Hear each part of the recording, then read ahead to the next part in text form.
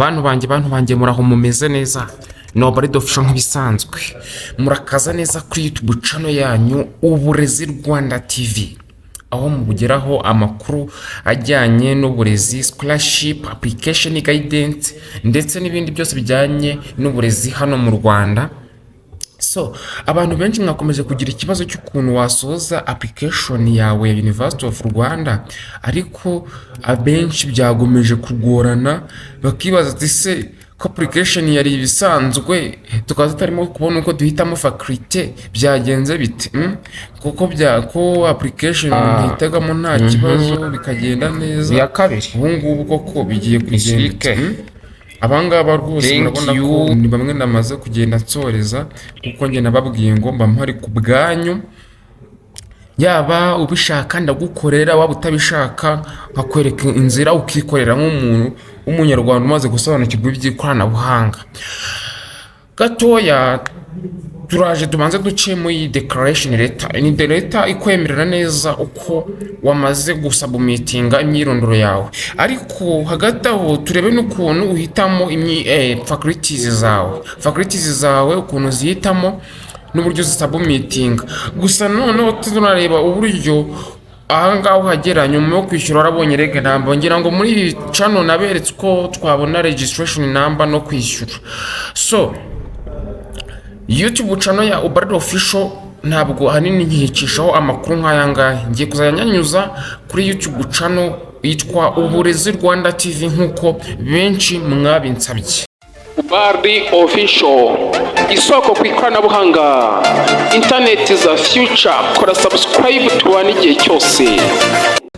Mbere na mbere tugiye kubanza twagisesinga uburyo ugera hari ahantu, ntabwo uca muri URMIS nk'uko mwabonye registration number.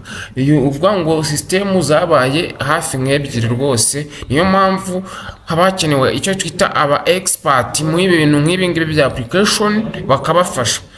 Tubanze dufungure ino call for application, turebe amabwiriza bari batanze, murebe ukuntu gudasoma kwanyu bigenda bibakoraho. Iyi ni link bari bashyizemo hano. Iyi link iyo uyifunguye bakugeza hano hantu. Sasa iyo bamaze kukugeza hano hantu bahita bakubwira ngo this application is only for candidates who completed senior 6 in 2025. Iyi application igenewe abantu bonyine, abakandida abasoje senior 6 2025 gusa, cyangwa se abo bafite icyo twita equivalent certificate zivuye muri NESA, ubwo ni abanyamahanga.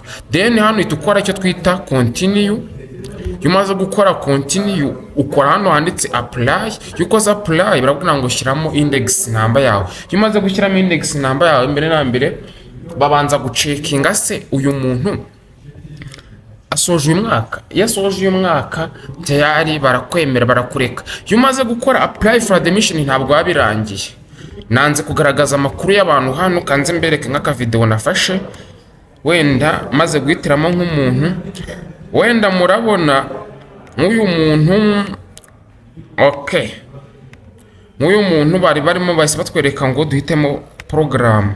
Nuko nguko bahita bakwereka rwose, bakakwereka ugakora apply. Hari hasi hari ahantu abanditse apply, then ukaza ugahitamo faculty ushaka, wasoza kuzihitamo ukemera amategeko n'amabwiriza, ukagira uti ugasivinga nyine nuza declaration letter, then bikaba birarangiye. Sasa wenda hagati aho ngaho katubanze dusesengure yaba ari uwa rero. Sasa icyo twita declaration letter.